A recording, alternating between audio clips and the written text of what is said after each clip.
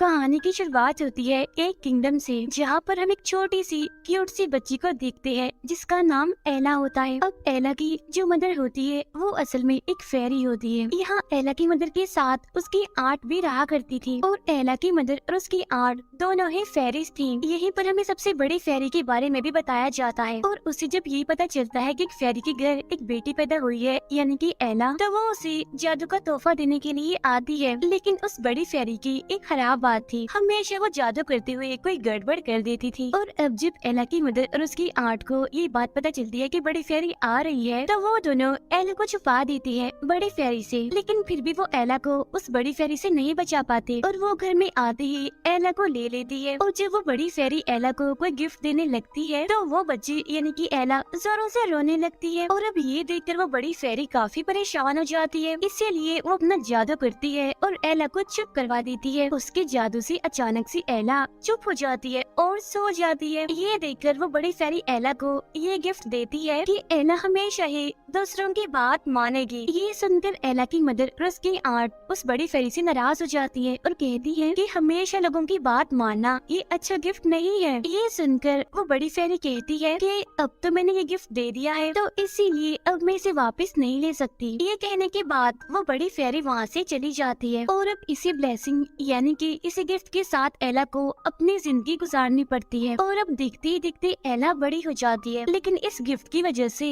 उसकी मुश्किलें भी बढ़ने लगती है और ना चाहते हुए भी दूसरों की कही गई सारी चीजें उसे करनी पड़ती है, चाहे वो अच्छी हो या फिर बुरी हो। कुछ टाइम के बाद हम दिखती है कि एला की मदर की तबीयत काफी खराब हो गई है। एला की मदर बेड पर पड़ी अपनी आखिरी सांसें ले रही होती है, लेकिन मरने से पहले वो एला से कहती है कि मेरी बेटी, तुम अपने इस ब्लेसिंग यानी कि इस तोहफे के बारे में किसी को भी मत बताना, वरना लोग इसका गलत इस्तेमाल भी कर सकते हैं। और हाँ, कोई भी ब्लेसिंग हो, गिफ्ट हो या फिर कर्ज हो, वो किसी इंसान से बड़ा नहीं हो सकता, इसीलिए इन चीजों पर इतना भरोसा मत करो जितना कि तुम खुद पर करते हो। और हमेशा अपने दिल की सुनो, क्योंकि ठीक फैसला लेने में वही तुम्हारी मदद कर सकता है और तुम्हें सही रास्ता दिखा सकता है। और कोई भी कर्ज हो तुम्हारी जिंदगी नहीं बदल सकता जब तक कि तुम खुद ना चाहो। ये बातें करते हुए एला की मदर उसे एक लॉकेट देती है और इसके बाद उनकी मौत हो जाती है। देखते ही देखते कुछ सालों के बाद एला अब बड़ी हो जाती है, लेकिन उनकी जो जमीनें होती हैं वो किसी रूल की वजह से राजा के पास चली जाती है। तो इसी वजह से एला की फादर अपने घर को बचाने के लिए और इन सारे हालात से बचने के लिए एक काफी अमीर औरत से शादी कर लेते हैं। शादी के बाद वो लड़की इनके घर पर रहने आती है अपनी दो बेटियों के साथ, लेकिन जाहिर सी बात है कि एला की सौतेली मदर उसे पसंद नहीं करती थी। और तो और एला की जो सौतेली बहनें होती है वो भी हर टाइम एला को परेशान करती रहती है। एला की बहन गुस्से में एला से कहती है कि मुझे तुम्हारा नेकलेस बहुत पसंद है, मैं ये लेना चाहती हूँ, इसलिए तुम इसे मुझे दे दो। और अब ना चाहते हुए भी उस गिफ्ट की वजह से एला उसकी बात मान लेती है और अपना नेकलेस उतार के उसे दे देती है। और तो और उसकी सौतेली बहनें ये भी कहती है कि हमें तो तुम्हारा रूम भी पसंद है, हमें ये भी दे दो। और इस बार भी एला ऐसा ही करती है, अपना रूम उन्हें दे देती है और खुद वो अपना सारा सामान लेकर घर के नीचे वाले हिस्से में आ जाती है। ना चाहते हुए भी एला को उस गिफ्ट की वजह से सारी बातें माननी पड़ती हैं। कुछ दिन के बाद एला के फादर किसी काम के सिलसिले में चले जाते हैं। सीन शिफ्ट होकर जाता है इस किंगडम के प्रिंस पर, जो कि अपने अंकल के साथ कहीं पर जा रहा होता है। असल में प्रिंस के पेरेंट्स यानी कि किंग और क्वीन की काफी टाइम पहले मौत हो गई थी और उनके बाद प्रिंस के अंकल ही पूरे किंगडम को संभाल रहे थे। लेकिन वो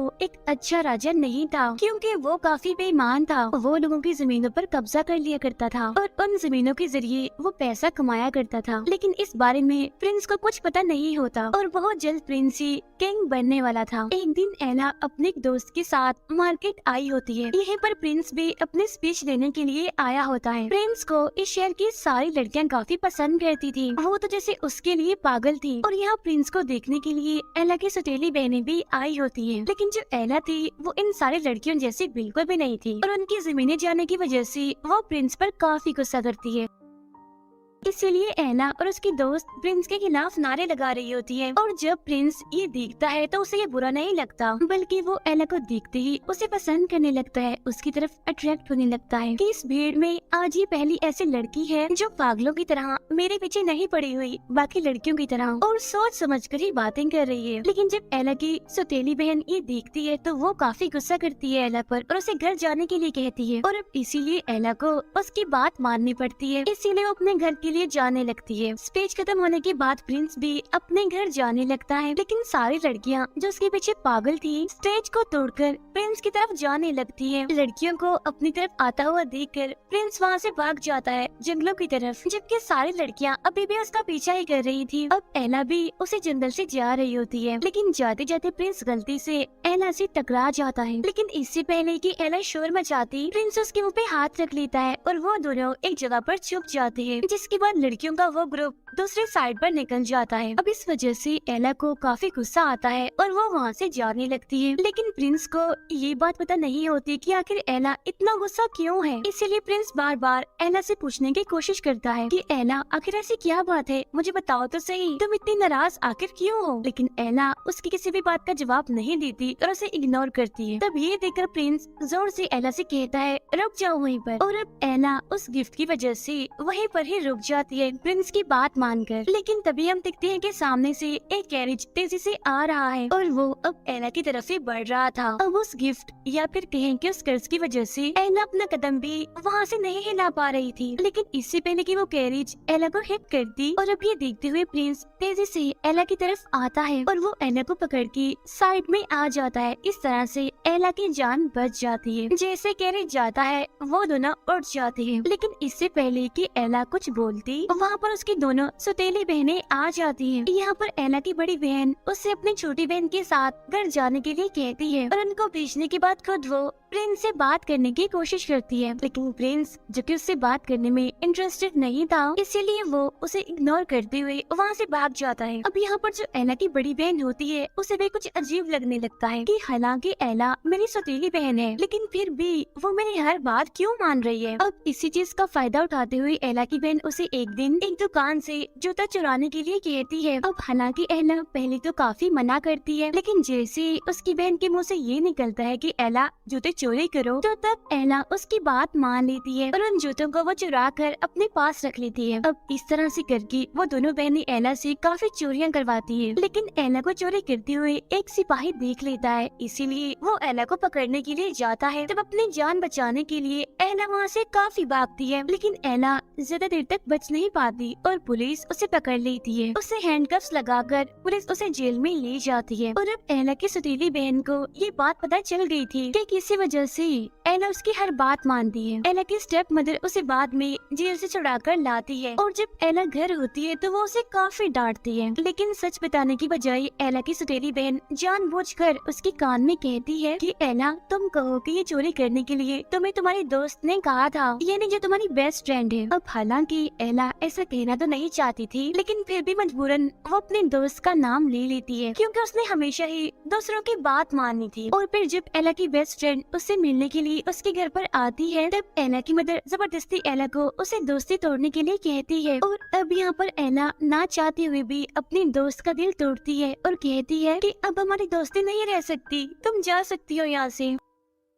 अपनी सबसे अच्छी दोस्त को खोने की वजह से एला काफी उदास हो जाती है, लेकिन तभी वहाँ पर एला की आंट आ जाती है और वो एला से कहती है कि बेटा देखो मेरी बात सुनो, तुम्हें किसी भी तरह करके उस बड़ी फेरी को ढूंढना होगा ताकि वो ये कर्ज जो कि तुम्हें गिफ्ट की सूरत में मिला है वो इसे तोड़ सके। तब ये सुनकर एला उदास होते हुए उससे कहती है कि इस पूरी दुनिया में वो बड़ी फेरी कहाँ पर है, मुझे तो ये भी नहीं पता और मैं उसे कैसे ढूंढूंगी। ये सुनकर एला की आंट उसे किताब लाके दिखाती है। तब ये देखकर एला उनसे पूछती है कि ये कैसी किताब है। तब ये सुनकर एला की आंट उसे बताना शुरू करती है कि असल में कुछ सालों पहले मैं अपने दोस्त पर एक जादू कर रही थी, लेकिन जादू का गलत इस्तेमाल करने की वजह से मेरा वो दोस्त अभी किताब बन गया है और अब इस किताब की मदद से तुम ये जान सकती हो कि आखिर वो बड़े फेरे कहाँ पर है। इसके बाद एला की आंट का दोस्त यानी कि वो किताब ये सर्च करती है कि आखिर वो बड़ी फेरी इस टाइम कहाँ पर है। तब इससे उन्हें ये पता चलता है कि असल में वो बड़ी फेरी जॉइंट वैली नामी एक जगह पर है। अब उसी दिन एला अपनी आर्ट की मदद से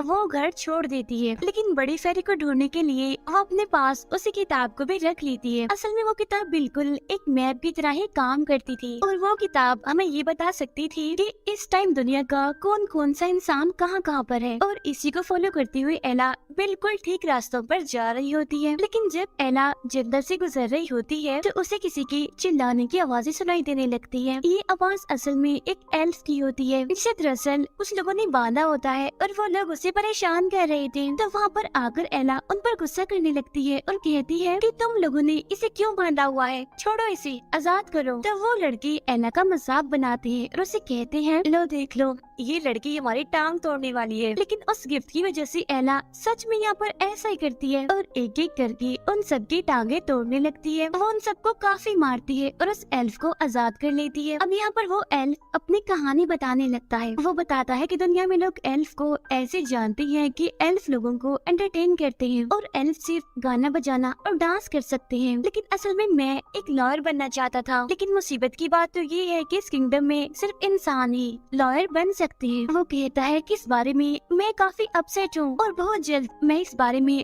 प्रिंस से बात भी करूँगा। यहाँ पर एला भी उसे अपने बारे में बताती है और कहती है कि मैं भी जायंट वैली में जा रही हूँ और मैं वहाँ किसी चीज को ढूंढने जा रही हूँ, किसी मकसद के लिए। तब ये सुनकर वो एल्फ उसे कहता है, लेकिन तुम अकेली वहाँ पर नहीं जा सकती क्योंकि वहाँ पर खतरा हो सकता है और तुम चाहो तो मुझे अपने साथ लेकर जा सकती हो। और इसके बाद वो दोनों एक साथ ही आगे बढ़ने लगते हैं। यहाँ सबसे पहले वो एल्फ एला को अपने गाँव लेकर जाता है और यहाँ ये दोनों रात को डिनर करते हैं। इसके बाद हम उधर किंगडम का सीन देखते हैं जहाँ पर प्रिंस बहुत जल्द राजा बनने वाले थे, इसीलिए उनकी ताजपोशी के फंक्शन का इनविटेशन पूरे शहर को दिया जाता है और उसी दिन प्रिंस की शादी भी होने वाली है, जिसमें कि वो पूरे शहर से एक लड़की को चूज करने वाले थे। अब एला के घर पर जो इनविटेशन कार्ड आया था वो असल में एला के लिए ही था और जब एला की आर्ट उस कार्ड को देख रही होती है तो तभी वहाँ पर एला की सौतेली मदर आ जाती है और लेटर को छीनकर खुद और अपनी बेटियों को लेकर पार्टी में जाने का फैसला करती है। उधर रात में एला और वो एल्फ आराम कर रही होती हैं, लेकिन तभी यहाँ पर प्रिंस के सिपाही आते हैं और वो बहुत सारे एल्फ को मारकर जबरदस्ती पैलेस लेकर जा रहे होते हैं क्योंकि बहुत जल्द वहाँ पर पार्टी होने वाली थी। लेकिन एला और वो एल्फ बिल्कुल ठीक टाइम पर वहाँ पर छुप जाते हैं। फिर सिपाहियों के जाने के बाद वो दोनों आगे बढ़ते हैं। अब जब वो लोग जंगल से गुजर रहे होते हैं तो इन्हें यहाँ पर कुछ अजीब तरह के लोग घेर लेते हैं और ये लोग साइज में काफी बड़े थे। ये लोग एला और उस एल्फ को पकड़ लेते हैं। वो उन दोनों को लटका देते हैं और उन्हें पकाकर बस खाने ही वाले थे। लेकिन तभी वहाँ पर प्रिंस और उसके कुछ सिपाही आ जाते हैं। यहाँ आके प्रिंस इन अजीब लोगों से लड़ता है जिससे एला और एल्फ की जान बच जाती है।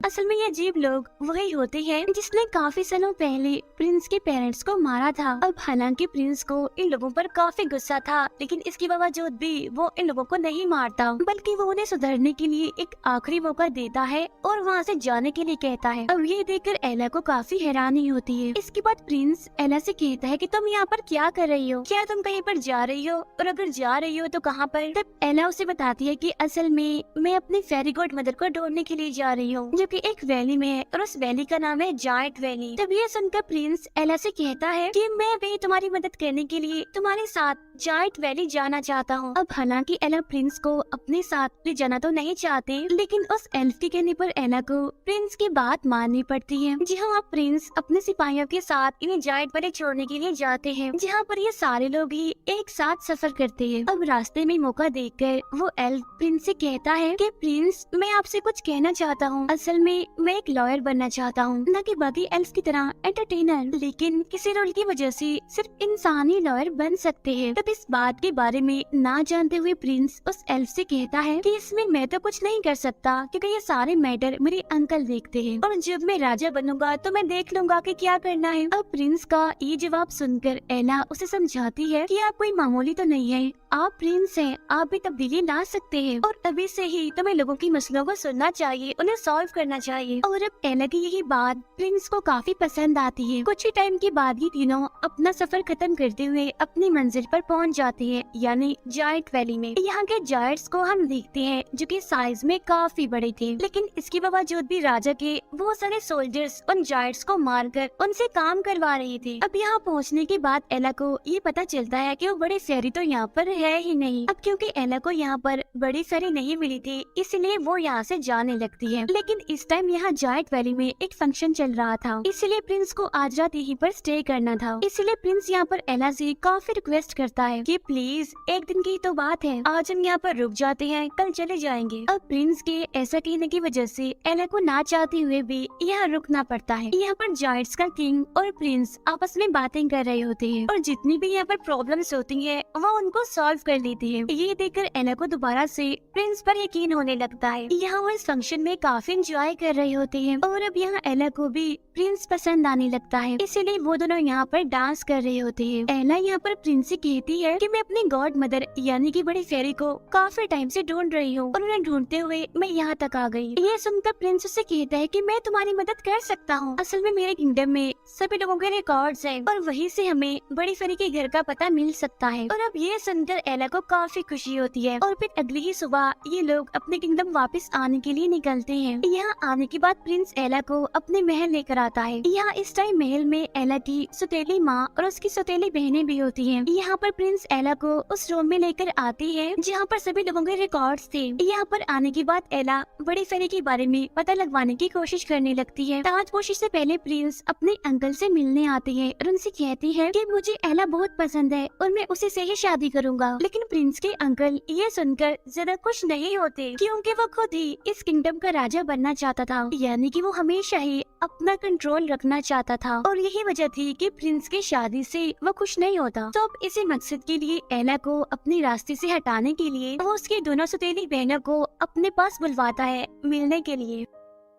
यहाँ पर प्रिंस का अंकल एला की बड़ी बहन से एक डील करता है कि मैं तुम्हारी शादी प्रिंस से करवा दूंगा, लेकिन इससे पहले तुम दोनों को मिलकर एला को मेरे रास्ते से हटाना है। तब ये सुनकर एला की बड़ी बहन कहती है ये तो बड़ी आसान बात है क्योंकि एला के ऊपर किसी किस्म का जादू है जिसकी वजह से आप जो भी उसे कहेंगे वो आपकी हर बात मान लेगी। तब ये सुनकर प्रिंस के अंकल उस रूम में जाते हैं जहाँ पर एला थी। यहाँ आकर वो एला से कहता है कि जब प्रिंस तुम्हें शादी के लिए प्रपोज करेगा तो तब तुम्हें इस नाइफ से प्रिंस को मारना होगा। ये कहते हुए वो एला को एक नाइफ भी देता है और अब इस नाइफ को ना चाहते हुए भी एला अपने पास रख लेती है क्योंकि उस कर्ज की वजह से वो उसका ऑर्डर मानेगी। लेकिन जब एला वहाँ से जाने लगती है तो प्रिंस का अंकल उसे कहता है कि मेरी एक बात सुनो, इस बारे में तुम किसी को कुछ भी नहीं बताओगी, यानी कि तुम इस बात को सीक्रेट रखोगी। और अब इस वजह से भी वो इस बारे में किसी को भी नहीं बता पाती। अब क्योंकि वो अपने हाथों से ही प्रिंस को मारना नहीं चाहती थी, इसलिए वो महल से काफी दूर आ जाती है और वो खुद को एल्फ से कहकर शहर से बाहर एक ट्री से जंजीरों से बंधवा लेती है। इसके बाद वो उस एल्फ से कहती है कि तुम अपने गांव जाओ और सभी को, इनके एल्फ्स को और जायर्स को इस किंगडम में लेकर आओ ताकि वो सारे मिलकर प्रिंस के अंकल को रोक सकें। अब जहाँ पर एला बंदी होती है यहाँ देखते ही देखती रात होने लगती है। इस कर्ज की वजह से वो आहिस्ता आहिस्ता करके महल की तरफ खींचती ही जा रही थी, लेकिन इस कर्ज को तोड़ने के लिए वो दिल ही दिल में ये प्रे कर रही होती है कि काश मुझे एक बार वो बड़ी फेरी मिल जाए, यानी मेरी गॉड मदर। लेकिन तभी हम देखते हैं कि उसकी ये प्रे यहाँ पर पूरी हो जाती है, यानी यहाँ पर अचानक से वो बड़ी फेरी आ जाती है जो कि असल में कहीं और जाना चाहती थी लेकिन गलती से वो यहाँ पर आ गई। यहाँ पर बड़ी फेरी को देखकर एला काफी खुश हो जाती है और उसे बताती है कि आप असल में मेरी फेरी गॉड मदर है, लेकिन गलती से आपने मुझे गिफ्ट समझकर एक कर्ज दे दिया। अब इसके बावजूद भी वो बड़ी फेरी उससे वो कर्ज वापस नहीं लेती और कहती है कि एक बार कोई भी तोहफा देकर उसे वापस नहीं लेती। हालांकि एला उसे काफी समझाने की कोशिश भी करती है, लेकिन वो एला की बातों को इग्नोर करके उस पर अपना जादू करके उसे जंजीरों से आजाद करती है। इसके बाद वो एला को काफी अच्छी से ड्रेसअप करती है, यानी कि उसे पूरा तैयार कर देती है, जिससे यहाँ पर एला काफी खूबसूरत लगने लगती है। ऐसा करने के बाद वो बड़ी फेरी जबरदस्ती एला को महल में भेज देती है, जिससे एला को ना चाहते हुए भी महल आना पड़ता है। और यहाँ एला को अपने सामने पाकर प्रिंस काफी खुश हो जाता है और उसे एक काफी खूबसूरत जगह पर ले जाकर प्रपोज करने ही वाला होता है। लेकिन प्रिंस के अंकल के ऑर्डर के मुताबिक एला प्रिंस को मारने के लिए अपना चाकू निकालती है, लेकिन एला यहाँ पर प्रिंस को मारने से खुद को रोकने की काफी कोशिश कर रही थी। लेकिन तभी उसे यहाँ पर अपनी मदर के आखिरी वर्ड्स याद आते हैं जो कि मरने से पहले उन्होंने एला को कहे थे कि कोई भी कर्ज हो वो इंसान से बढ़कर नहीं हो सकता और हमेशा अपने दिल की सुनो क्योंकि दिल ही तुम्हें सही रास्ता दिखा सकता है। और अब देखते ही देखते एला उस चाकू को जमीन पर गिरा देती है, लेकिन शीशे की मदद से प्रिंस उसके हाथ में वो चाकू देख लेता है, इसीलिए वो एला को गलत समझने लगता है। इसीलिए वो अपने सिपाहियों को बुलवाता है और एला को बंद करवा देता है। उधर वो एल्फ अपने एल्फ साथियों और जायर्स को लेकर महल में घुस जाता है, यानी जैसा कि उसे एला ने करने को कहा था। यहाँ आने के बाद वो एला को भी कैद से आजाद करता है। यहाँ पर एला उस किताब की मदद से प्रिंस के अंकल को ताज में जहर डालते हुए देखती है ताकि जैसे प्रिंस इस जहर वाले क्राउन को पहने तो पैरालाइज हो जाए। ये देखकर एला प्रिंस को बचाने के के लिए उस जगह पर आ जाती है जहाँ पर ताजपोशी होने वाली थी। यहाँ पर वो चिल्लाते हुए सबको प्रिंस के अंकल की सच्चाई बता देती है कि ये कैसा इंसान है, ये घटिया इंसान है। लेकिन प्रिंस के अंकल का सांप जैसे ही प्रिंस को मारने वाला होता है, लेकिन तभी एला उसे अपने पाँव से मारकर दूर फेंक देती है। अब ये देखकर प्रिंस के अंकल को काफी गुस्सा आ जाता है, इसीलिए वो यहाँ पर अपनी सारी सच्चाई बता देता है कि मैंने ही सबको मारा है और मैंने ही लोगों की जमीनों पर कब्जा किया है, क्योंकि मैं खुद ही इस किंगडम का राजा बनना चाहता था। अब ऐसा कहते ही वो उस क्राउन को खुद ही पहन लेता है जिसमें कि उसने जहर डाला था। अब ऐसा करते ही वो खुद पैरालाइज हो जाता है और देखते ही देखते उसकी मौत हो जाती है। ये सब कुछ एला की सौतेली बहनें भी देख रही होती हैं। यहाँ पर एला की बड़ी बहन उसे फिर से ऑर्डर लगाने की कोशिश करती है। तब ये देखकर एला हंसते हुए उसे कहती है कि अब ऐसा कुछ नहीं होगा, मैं तुम्हारी बात नहीं मानने वाली, क्योंकि मैंने खुद ने ही उस कर्ज को तोड़ लिया है। नेक्स्ट सीन में हम देखते हैं कि एला और प्रिंस की शादी हो जाती है। उनकी शादी को दिखाते हुए ये मूवी यहीं पर एंड हो जाती है। Thank you for watching.